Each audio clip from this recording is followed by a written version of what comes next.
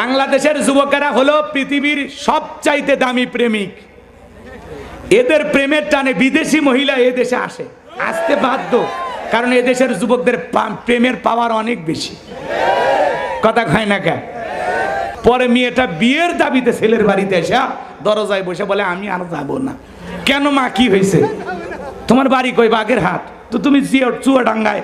কয় আপনাদের এই গ্রামের বাদশা, ও আমাকে ভালোবাসার প্রলোভন দেখাই একাধিকবার কি করেছে আমি আর বলবো না।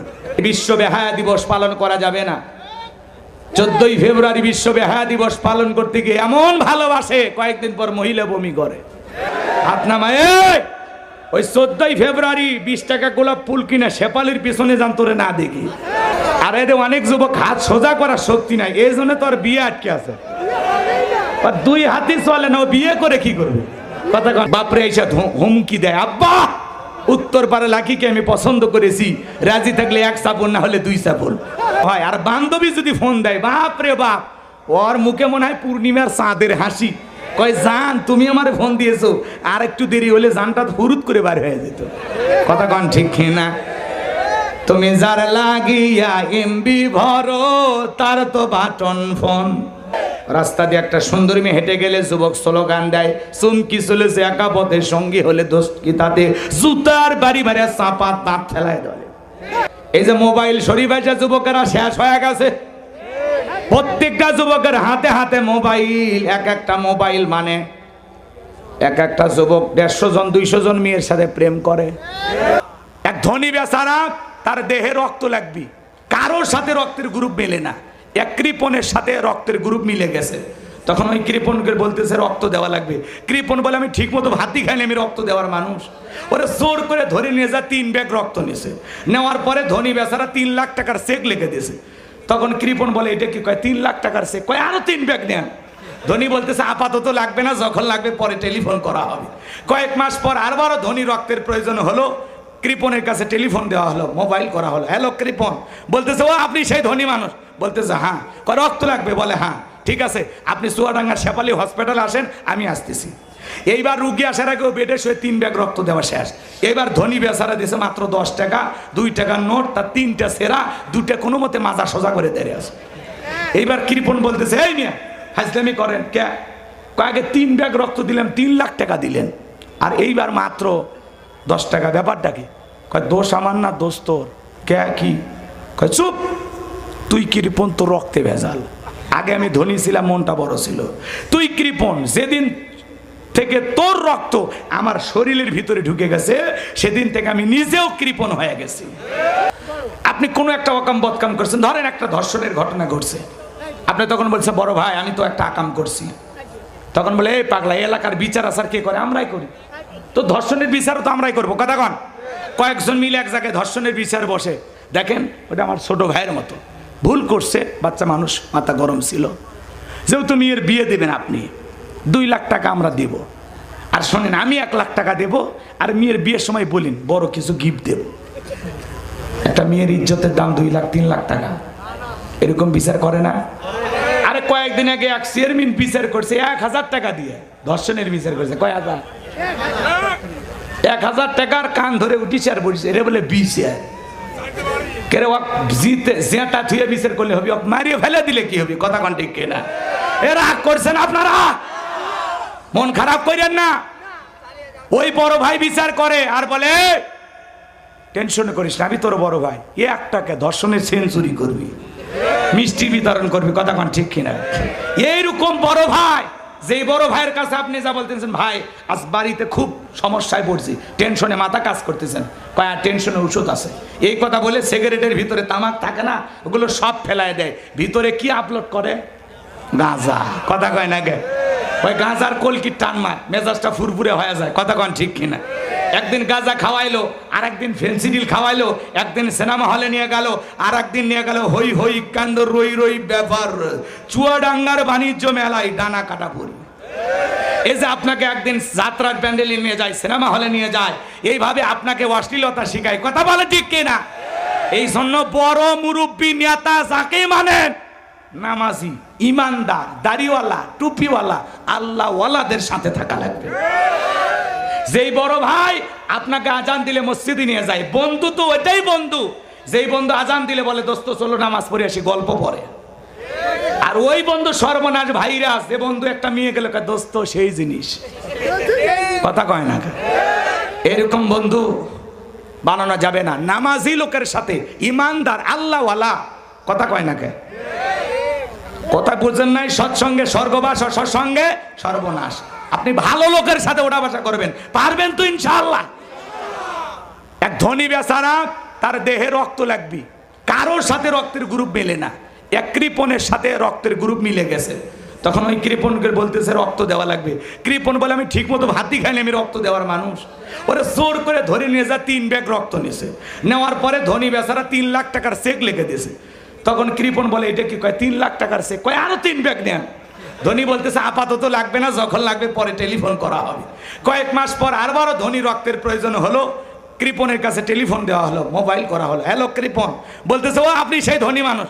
বলতেছে হ্যাঁ। কয় রক্ত লাগবে? বলে হ্যাঁ। ঠিক আছে, আপনি চুয়াডাঙ্গার শেফালি হসপিটালে আসেন, আমি আসতেছি। এইবার রুগী আসার আগেও বেডে শুয়ে 3 ব্যাগ রক্ত দেওয়া শেষ। এবার ধনী বেচারা দিয়েছে মাত্র 10 টাকা, 2 টাকার নোট, তার 3টা সেরা, 2টা কোনো মতে মাজা সোজা করে দেড়ে আছে। এইবার কৃপণ বলতেছে এই নিয়ে হাজলামি করেন কে? কয়েকে 3 ব্যাগ রক্ত দিলাম, 3 লাখ টাকা দিলেন, আর এইবার মাত্র 10 টাকা, ব্যাপারটা কি? কয় দোষ আমার না, দোষ তোর। কে কি? কয় চুপ, তুই কৃপণ, তোর রক্তে ভেজাল। আগে আমি ধনী ছিলাম, মনটা বড় ছিল। তুই কৃপণ, যেদিন থেকে তোর রক্ত আমার শরীরের ভিতরে ঢুকে গেছে, সেদিন থেকে আমি নিজেও কৃপণ হয়ে গেছি। কথা কন ঠিক কিনা? তাহলে যেমন লোকের সাথে ওঠা বসা করবেন, আপনার চরিত্রটাও ঠিক হবে। সুদখোরের সাথে ওঠা বসা করলে আপনিও সুদখোর হবেন, বিড়িখোরের সাথে ওঠা বসা করলে আপনিও বিড়িখোর হবেন, গাঁজাখোরের সাথে ওঠা বসা করলে আপনি গাঁজাখোর হবেন, তাসারুর সাথে ওঠা বসা করলে আপনিও তাসারু হবেন, নামাজির সাথে ওঠা বসা করলে আপনিও নামাজি হবেন, দাড়িওয়ালার সাথে ওঠা বসা করলে আপনিও দাড়িওয়ালা হবেন, আল্লাহওয়ালার সাথে ওঠা বসা করলে আপনিও আল্লাহওয়ালা হবেন। তাহলে নামাজি নেতা, নামাজি বড় ভাই মানার দরকার আছে না নাই? এই হত্যাকাণ্ডের বিচার না করতে পারবো ততক্ষণ পর্যন্ত আমি উমর শান্ত হব না। বলেন আল্লাহু আকবার। এবার ডেকে বলে দেখো তো প্যাকেটের ভিতরে কোনো সিটকুট পাওয়া যায় কিনা, সিটি আছে কিনা। খোঁজাখুঁজি করতে ছোট্ট একটা সিটকুট পাওয়া গেল। ওই সিটির ভিতরে 2টা লাইন কথা লেখা আছে। 1 নাম্বার হলো পবিত্র কোরআনুল কারীমের সূরা মাইদার 44 নাম্বার আয়াতের শেষের অংশ। আমার আল্লাহ রাব্বুল আলামিন বলেন ওয়া মাল্লাম ইয়াহকুম বিমা আনজালাল্লাহু ফাউলাইকা হুমুল কাফিরুন। লেখা আছে খলিফাতুল মুসলিমিন আমিরুল মুমিনিন, আপনি যদি আল্লাহর বিধান মোতাবেক বিচার ফয়সালা না করেন তাহলে আপনি কুফরি করলেন। কি করলেন? কুফরি করলেন।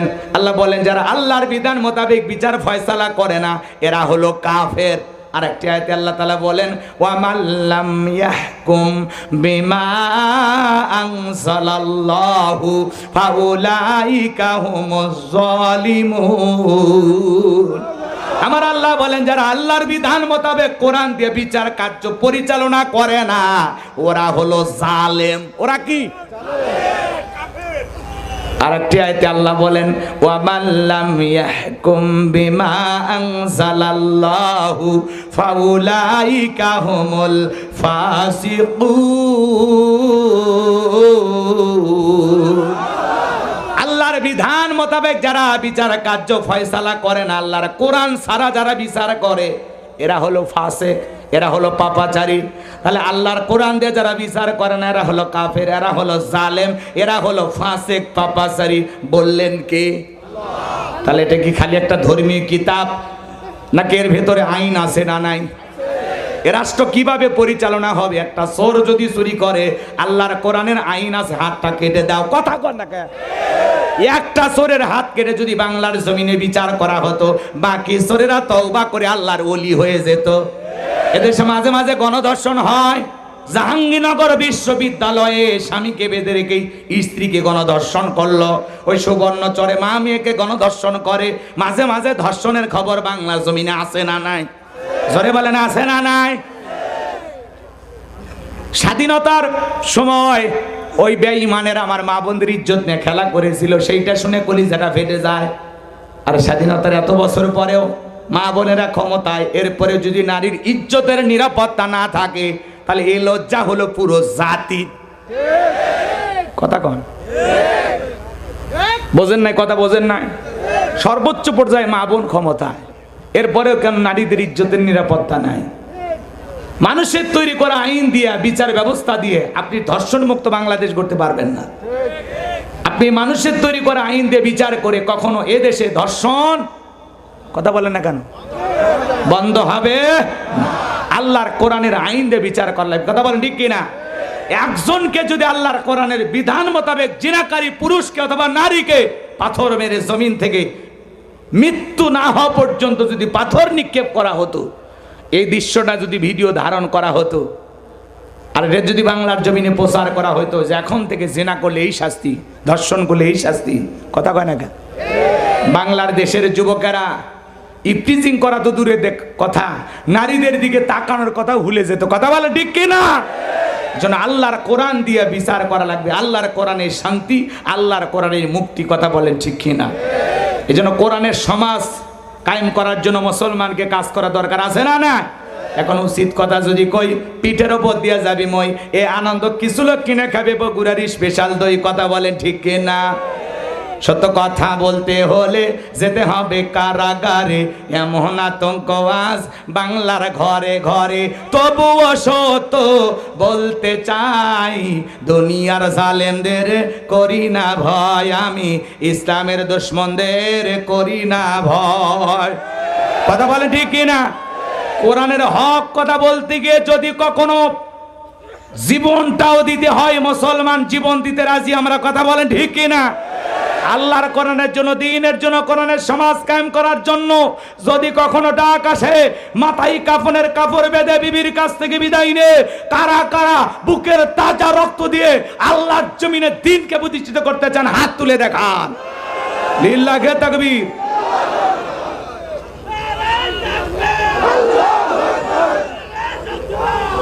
লিল্লাহে তাকবীর।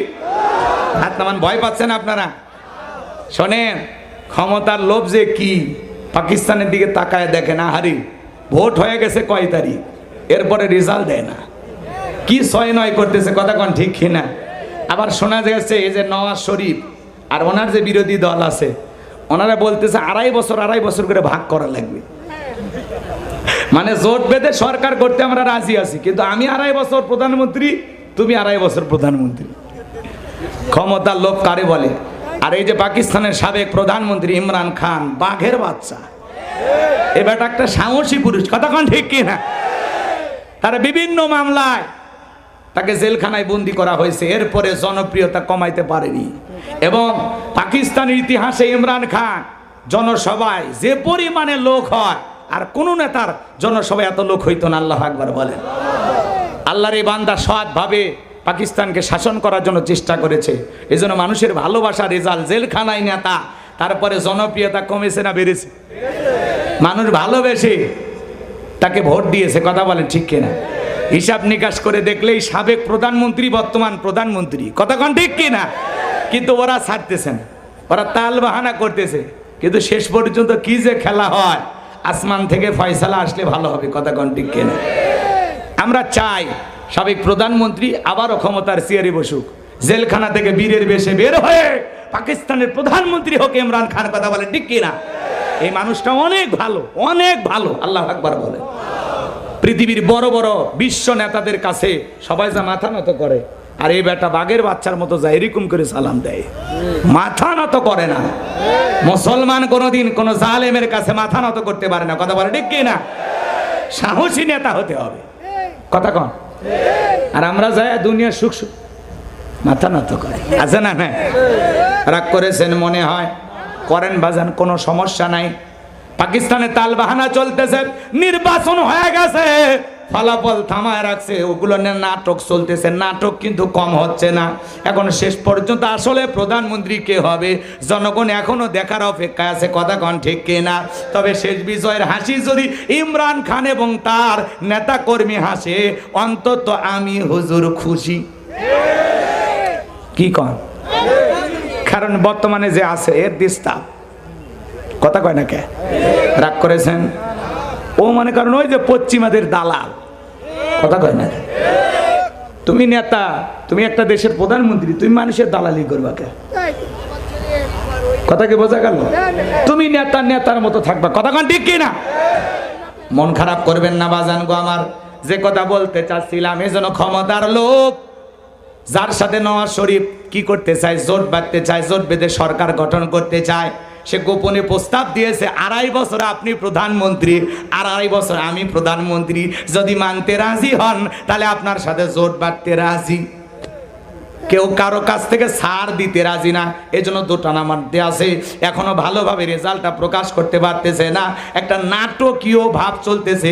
পাকিস্তানে নির্বাচন হওয়ার পরেও এরকম একটা বিরল ঘটনা যে এতদিন ফলাফল আটকে আছে, তার মধ্যে এর মধ্যে ভেজাল হচ্ছে কিনা? জোরে বলেন, ভেজাল হচ্ছে কিনা? রাগ করেছেন মনে হয়। সামনের দিকে যাই বাজান গো আমার। যে কথা বলতে চাচ্ছিলাম, কথা ভুলে গেলে চলবে না। হযরত উমর ফারুক চিঠির 1 নাম্বার দেখলেন, খলিফা আপনি যদি আল্লাহর কোরআন দিয়ে বিচার না করেন তাহলে আপনি কুফরি করলেন। 2 নাম্বার লেখা আছে, খলিফা আপনি যদি আসামি খুঁজে না পান, আপনার বাড়ি যে দাসী আছে সেই দাসীকে জিজ্ঞাসা করবেন। হযরত উমর ফারুক অনেক খোঁজাখুঁজি করলেন, না কোথাও কোনো লাশের হত্যাকারী আসামিকে খুঁজে পাওয়া যায় না, কে হত্যাকাণ্ড ঘটিয়েছে খুঁজে পাওয়া যায় না। এইবার বাড়ি দাসীকে জিজ্ঞাসা করেন, দাসী এদিকে আসো, এই লাশের হত্যাকাণ্ড সম্পর্কে তুমি কতটুকু জানো? দাসী ডেকে বলে, খলিফা আমি যতটুকু জানি ততটুকু বলবো, আমি মিথ্যা বলবো না। আপনি যখন বাড়ির বাহিরে যান, বাড়ির দরজাটা গেটটা লাগানোর জন্য যখন আমি যাই, সেদিন আমি তাকায় দেখি এমন একটা সুন্দরী মেয়ে, হুরে মদিনা বললেও ভুল হবে না। মানুষ যে এত সুন্দর হয় না দেখলে বিশ্বাস করতাম না। ওই মেয়েটার প্যাকেটটা নিয়ে বাড়ির ভিতরে প্রবেশ করলেন, এরপরে প্যাকেটটা রেখে মেয়েটা চলে গেল। মেয়েটার পেছনে পেছনে আমিও গেলাম, তাকায় দেখি মেয়েটা একটা ওই যে জঙ্গল দেখা যায়, জঙ্গলের ভিতরে ছোট্ট একটা কুটির ঘর আছে, ওই ঘরের ভিতরে মেয়েটা প্রবেশ করেছে। আপনি যদি মেয়েটাকে ধরতে চান তাহলে ওই জঙ্গলটা ঘেরাও করে, ওই কুটিরের চতুর্দিকে ঘেরাও করে ওই মেয়েটাকে জিজ্ঞাসা করলে ওই মেয়েটা বলে দিতে পারবে সন্তান কার, কে হত্যা করেছে, কেনই বা তাকে হত্যা করা হয়েছে। হযরত উমর ফারুক এই কথা শোনার পর সেনাবাহিনী নিয়ে বাড়ির চতুর্দিকে ঘেরাও করলেন, আর দরজাকে ডাক দেয়, এ বাড়ির ভিতরে কে আসো, দরজা খোলো, আমি খলিফাতুল মুসলিমিন আমিরুল মুমিনিন হযরত ওমর তোমাদের দরজায় দাঁড়িয়েছে। আল্লাহু আকবার বলেন। ওমরের নাম শোনার পরে কলিজায় পানি নাই, কলিজার পানি শুকিয়ে গেছে। কাঁপতে কাঁপতে একটা বৃদ্ধ মানুষ দরজা খুলে দিলেন। হযরত ওমর ফারুক তাকে সালাম দিলেন। নেতা কত ভালো হয়, কত বিনয়ী হয়, বলেন আল্লাহু আকবার। সালাম দেওয়ার পরে জিজ্ঞাসা করে, মুরব্বী এই বাড়িতে কে কে থাকে? বলে আমি আর আমার একটা মা মরা মেয়ে। আপনার মেয়েকে ডাক দেন। মেয়েকে ডাক দেওয়ার পরে জিজ্ঞাসা করা হলো, মেয়ে রে এই বৃদ্ধ মানুষটা আপনার কে হয়? বলে আমার বাবা। যেহেতু বাবার মেয়ের সম্পর্ক কোনো ভদ্রলোক বাজে মন্তব্য করতে পারে না। এবার হযরত ওমর ফারুক জিজ্ঞাসা করে, মহিলা রে আমার বাড়িতে একটা লাশের টোকলা কে রেখেছে তুমি? বলো তো এই সন্তান কার, কেন তাকে হত্যা করা হয়েছে, কি ঘটনা ঘটেছে? তুমি তাড়াতাড়ি করে পুরো ঘটনাটা আমাকে খুলে বলো। মেয়েটা ডেকে বলে, খলিফাতুল মুসলিমিন আমিরুল মুমিনিন ওই সন্তান দুনিয়ার আর কারো না, ওই সন্তানটা হলো আমার নারী সেরা ধন। হযরত ওমর ফারুক বলে, তোমার বিয়ে হয়েছে? কয় না। তো সন্তান পাইলা কোথায়? বলে খলিফা পুরো ঘটনাটা আমি খুলে বলতেছি, একটাও মিথ্যা কথা আমি বলবো না। খলিফাতুল মুসলিমিন আমিরুল মুমিনিন, ও ওমর আমার 1 নাম্বার অপরাধ, আমি গরিবের ঘরে সুন্দরী মেয়ে। দেখবেন গরিবের ঘরে যদি সুন্দরী মেয়ে হয়, এলাকার বখাটের ছেলেরা চায়া থাকে, আজে বাজে প্রস্তাব দেয়, নানান কথা বলে ঠিক কিনা? রাস্তা দিয়ে একটা সুন্দরী মেয়ে হেঁটে গেলে যুবক স্লোগান দেয়, চুমকি চলেছে একা পথে, সঙ্গী হলে দোষ কি তাতে, জুতার বাড়ি বাড়ি চাপা দাঁত ফেলায় দলে। তোর ঘরে মা নাই, বোন নাই, বেটা বেহায়া কথাকার, কথা কনে অসভ্য। কিছু কিছু ছেলে দেখেন না, স্কুলের সামনে কলেজের সামনে যে এলাকার মা বোনেরা ছুটি হবে, মহিলা মা বোনদের স্কুল কলেজের সামনে দাঁড়িয়ে থাকে ইয়েতিমের মতো, মনে হয় ওখান থেকে ওর মা বের হবে। এরকম ছেলেবেলে নাই? এই যুবকদেরকে কন্ট্রোল করা বড় কঠিন হয়ে যাচ্ছে বাজান। আজকে যুব সমাজ নষ্ট হয়ে গেছে, কথা কন না? রাগ করেছেন আপনারা? যুবকদের কন্ট্রোল করা কঠিন হয়ে যাচ্ছে, এদেরকে বোঝানো যায় না। এই যে মোবাইল শরীফ আছে, যুবকেরা শেষ হয়ে গেছে। প্রত্যেকটা যুবকের হাতে হাতে মোবাইল, এক একটা মোবাইল মানে এক একটা যুবক 150 জন 200 জন মেয়ের সাথে প্রেম করে, আছে না নাই? একজনকে জিজ্ঞাসা করলাম, বাবা বিয়ে করবা কয়টা? কই একটা কোনা। তো প্রেম কই এগুলো এমনি করতেছি, টাইম পাস করতেছি। কি শিয়ানা মাল, আছে না নাই? এখনকার পোলাপান সেই শিয়ানা। রাগ করছেন আপনারা? করেন, কোনো সমস্যা নেই। কষ্ট হচ্ছে, কষ্ট হচ্ছে। যুবক তোমরা ঘুমাইছো? লিল্লাহে তাকবীর। যে কথা বলতে চাচ্ছিলাম গভীর মনোযোগ দিয়ে শোনেন। হে যুবক, ইফটিজিং করা যাবে না, নারীদের দিকে পাকা চোখে তাকানো যাবে না। মুমিন পুরুষের দৃষ্টি থাকবে নিচের দিকে। কুল্লিল মুমিনিনা গুদ্দুনা মিন আবসারিহিম। আল্লাহ ডেকে বলে, নবী গো, মুমিন পুরুষদেরকে জানায়া দেন তারা যেন তাদের দৃষ্টিকে নিম্নগামী করে পথ চলে। বলুন আল্লাহু আকবার। বিশ্বনবী কিভাবে পথ চলতেন জানেন? একটা মানুষ যদি পাহাড় থেকে নিচে নামে, আকাশের দিকে তাকায়, কথা কয় না, আকাশের দিকে তাকায় যদি কেউ পাহাড় থেকে নামে, কি মনে করেন ঠ্যাং ঠিক থাকবে? কথা কয় না কে? যখন তখন সেখান থেকে পড়ে দুর্ঘটনা ঘটবে। একটা মানুষ পাহাড় থেকে যেমন নিচে নামার সময় নিচের দিকে তাকায়, ভয়ে ভয়ে নামে, বিশ্বনবী ঠিক প্রত্যেকটা সময় নিচের দিকে তাকায় তাকায় পথ চলতেন। বলুন আল্লাহু আকবার। এই জন্য রসুলের উম্মত যদি নিজেকে দাবি করেন, আপনাকে ওরকম জমিনের দিকে তাকায় তাকায় রাস্তা চলা লাগবে। কোন নারী কোন দিক দিয়ে গেল তাকাইলে হবে না। যুবক রে, চোখটাকে কন্ট্রোল করার দরকার আছে না নাই? তুমি মাইয়া মানুষের চোখের দিকে তাকাও আর বলো তোমার চোখ মনে হয় নাটোরের বনলতা সেনের মতো, কথা কয় না? তোমার চোখ নায়িকাদের মতো। ওই মেয়েকে বলা মাত্র ওই মেয়ে আয়নাতে বারবার যা চোখই দেখে গেলি, 1000 বার আয়না দেখে আর চোখ দেখে। আর পরের দিন আয়সা বলে, তুমি আমার চোখের প্রশংসা করেছো, তোমার মোবাইল নাম্বার দাও, তোমার জীবন সাথী বানাবো। আছে না নাই? যুবকেরা এখন মোবাইলের মাধ্যমে সারাটা দিন বান্ধবীর প্রেমে পাগল থাকে। ইউটিউব ইন্টারনেট ঘাটাঘাটি করে সারা জীবন কাটায়, সারা রাত কাটায় দেয়, ফজর না করে ঘুমায়। এরকম হাইব্রিড যুবক আছে না নাই? এই যুবক এই ঘুম ভাঙলে সকাল, না ভাঙলে পরকাল। কতক্ষণ ঠিক কি না? সারা রাত মোবাইলের এমবি ফুরাইতে দেয় না।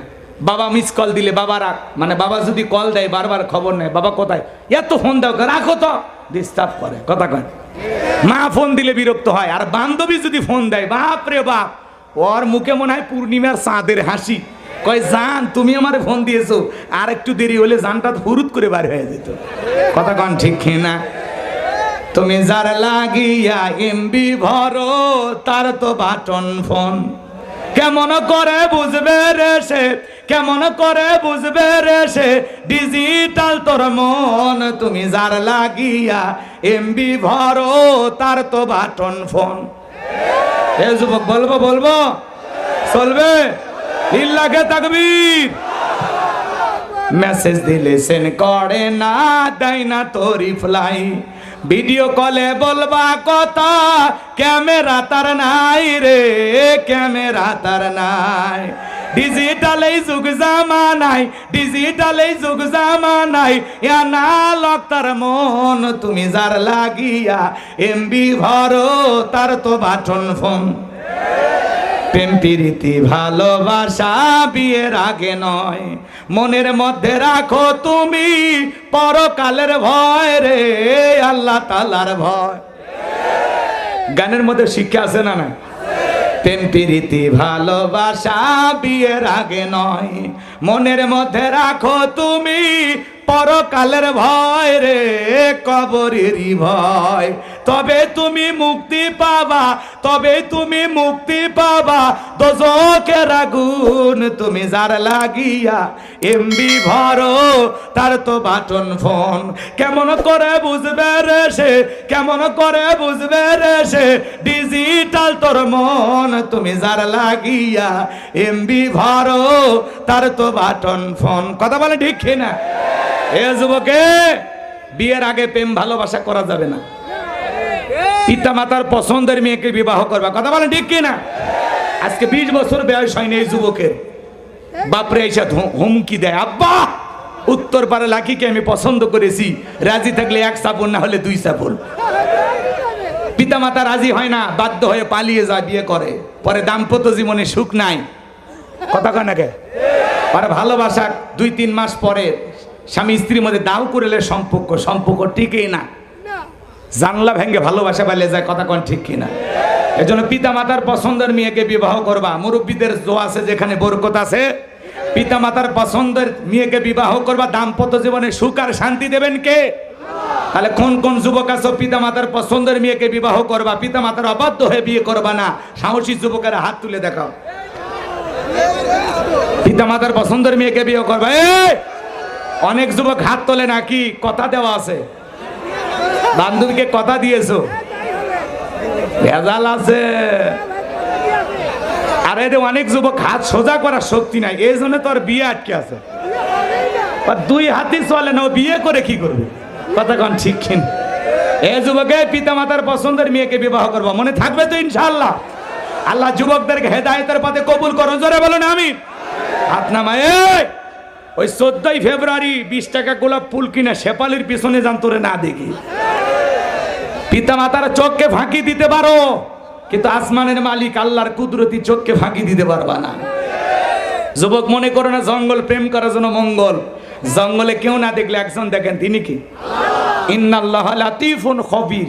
গোপন প্রকাশের খবর কার কাছে? এই জন্য যুবক খবরদার, এই বিশ্ব বেহায়া দিবস পালন করা যাবে না। 14ই ফেব্রুয়ারি বিশ্ব বেহায়া দিবস পালন করতে গিয়ে এমন ভালোবাসে, কয়েকদিন পর মহিলা বমি করে। আছে না নাই? এই যে নির্দিষ্ট দিনে ভালোবাসে কারা? আপনাদের এলাকায় কুকুর আছে, কার্তিক মাসে দেখবেন কুকুরেরা সেই প্রেম করে, জোড়ায় জোড়ায়, লজ্জা নাই ওদের। কথা কোন ঠিক কিনা? এক কুকুর রাস্তার উপরে দাঁড়িয়ে প্রেম করতেছে, আমি ধমক দেব, বলে এই কুকুর তোদের কি শরম নাই, দিক সরে যা। তখন বলতেছে হুজুর আমাদের দায় দেখলেন 14ই ফেব্রুয়ারিতে পার্কের গোড়ায় গোড়ায়, গাছের গোড়ায় গোড়ায়, ফুলের গাছের নিচে যারা বান্ধবীর কোলে রেখে বাকবাকুম করে, আপনি কি তাদেরকে দেখেন না? ওরাও যা আমরাও তাই।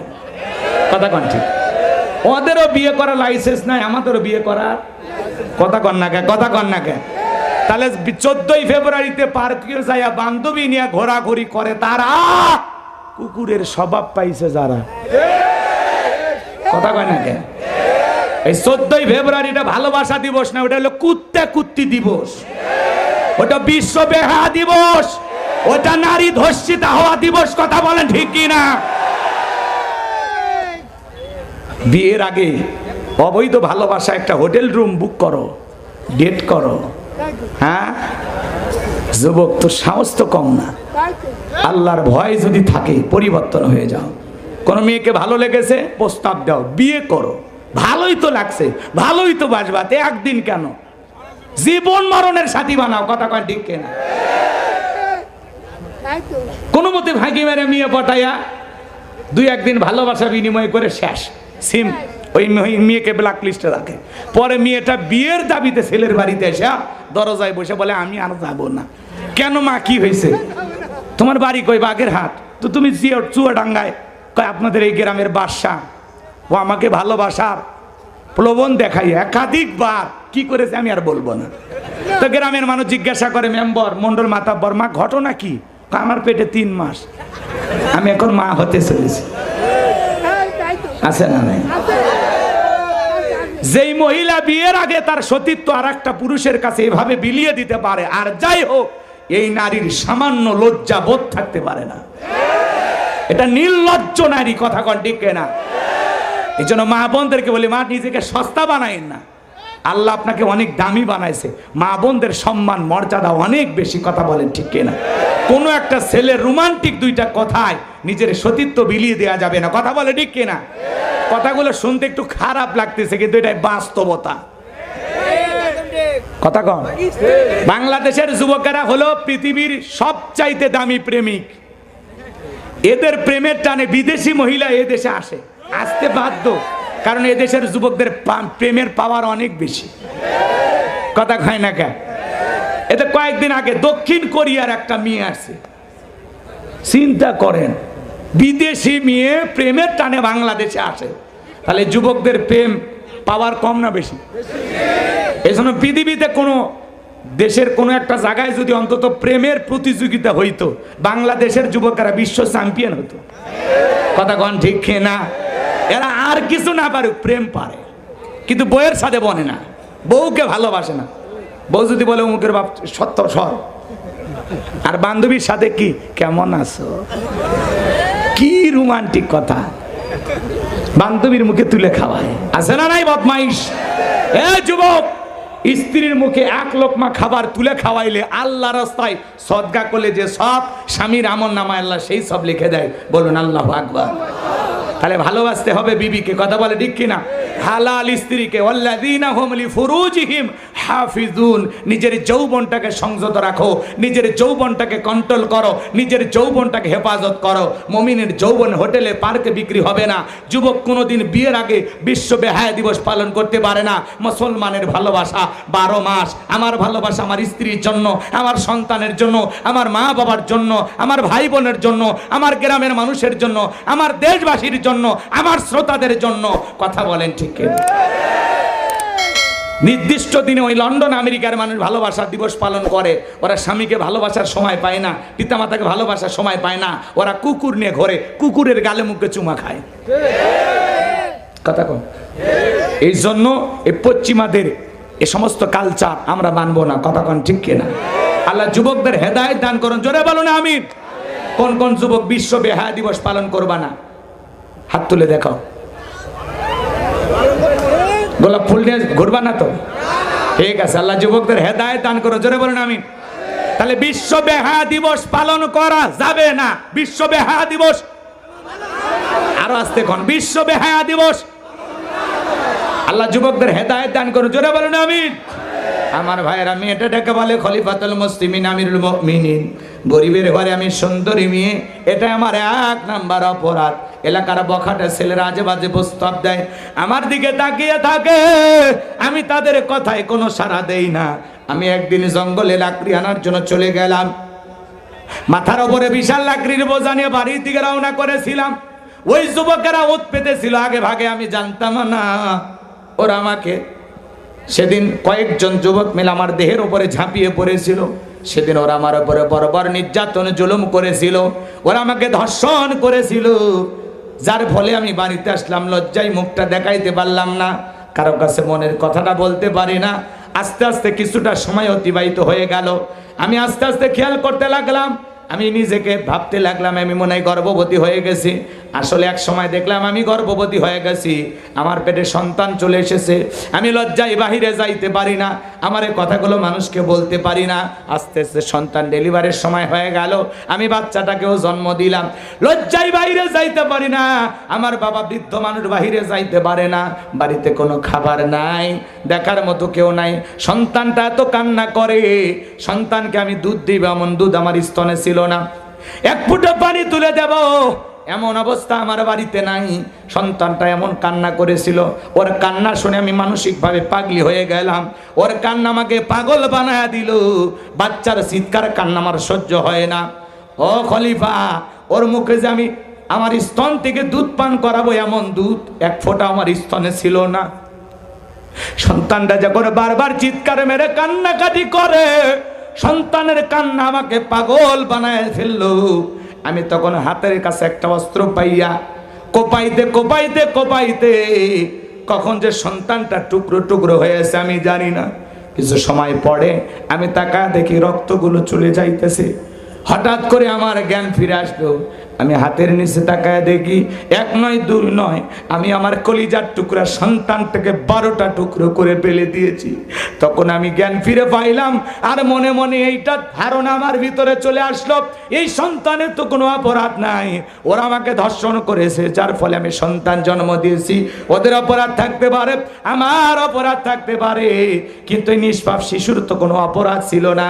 আমি কেন তাকে হত্যা করলাম? এই হত্যাকাণ্ড করে তো আমি মারাত্মক বড় ভুল করলাম। আল্লাহর আদালতে কি জবাব দিব? পরকালে জাহান্নাম ছাড়া আমার কোনো উপায় হবে না। খলিফা গো, এজন্য আমি নিজের বিচারের আশায় আর ওদের বিচারের আশায় লাশটাকে প্যাকেট করে আপনার বাড়িতে এসেছি।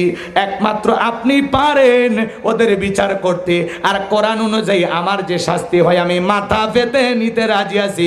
হযরত ওমর ফারুক পুরো ঘটনা শোনার পর এইবার আসামি খোঁজা শুরু হয়ে গেল। কথা কি বলবো? কষ্ট পাচ্ছেন আপনারা? আমার ভাইয়েরা, রাত্রি অনেক গভীর হয়ে গেছে, লম্বা চড়া বক্তৃতা করার কোনো সুযোগ নাই। আমি 12টায় শেষ করতে চাইছিলাম, এখন 12টা 20 বাজে, 2-1 মিনিটে কথাগুলো বলে দিয়ে যায়। মন খারাপ করেন নাকি আপনারা?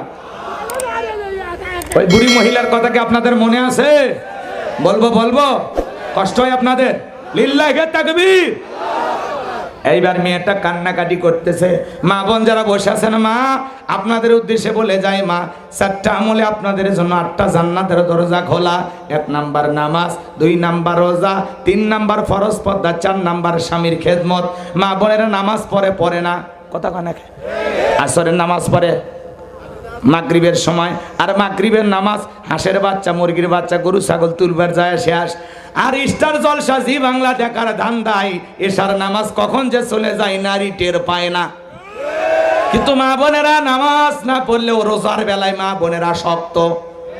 মাঝে মাঝে হুজুর মুয়াজ্জিনকে জিজ্ঞাসা করে, হুজুর এই মাসে কোনো নফল রোজা আছে কিনা? রোজার ব্যাপারে পাগলিরা কেন এত শক্ত? কারণ মাঝে মাঝে অভিমান করে ভাত খায় না, কথা কয় না। কেন স্বামীর সাথে রাগারাগি হলে ডাক দেয়, আসো জলেখা আসো একটু ভাত খাও। না খাও, তুমি খাও, তোমার দরিয়া তুমি ভরাও, আমি ভাত খাবো না, তুমি খাও। 3 দিন 4 দিন অভিমানে রাগ করে ভাত খায় না, এরকম বউ আছে না? না, কথা কয় না। ও না খাইলে তো ভালো, চাল বেঁচে গেল, কথা কন ঠিক কিনা? ওই চাল বিক্রি করে একেবারে বিল্ডিং তোলা যাবে নাকি? কন কিছুই কয় না। ভাই দোয়া করে দিই, আপনার বিরক্ত হচ্ছে। আচ্ছা, সামনে 28 তারিখ আসবো উতুলি, চেনেন না? কত দূর আসবেন? ওই জায়গায় নতুন কোনো বিষয় নিয়ে আলোচনা হবে ইনশাআল্লাহ। আজকে যে আলোচনা করলাম এটা না, ওই যে এক জায়গায় সূরা কাউসার শুনছেন, সূরা মুলুক শুনেছেন, আরেক কথা মনে না, আজকে সূরা আসাব, কথা কয় না কেন? আবার ওই জায়গায় নতুন কোনো বিষয় নিয়ে আলোচনা করা হবে ইনশাআল্লাহ। কোরআন হাদিসে ওয়াজের অভাব আছে, তো একটু আসবেন, সময় আসবেন তো ইনশাআল্লাহ। আল্লাহ কবুল করেন, জোরে বলেন আমিন। যুবক, তোমাদের জন্য আজকে স্পেশাল তেমন কিছু বলতে পারলাম না, ওই দিন আইসো আরো কিছু বলবো ইনশাআল্লাহ।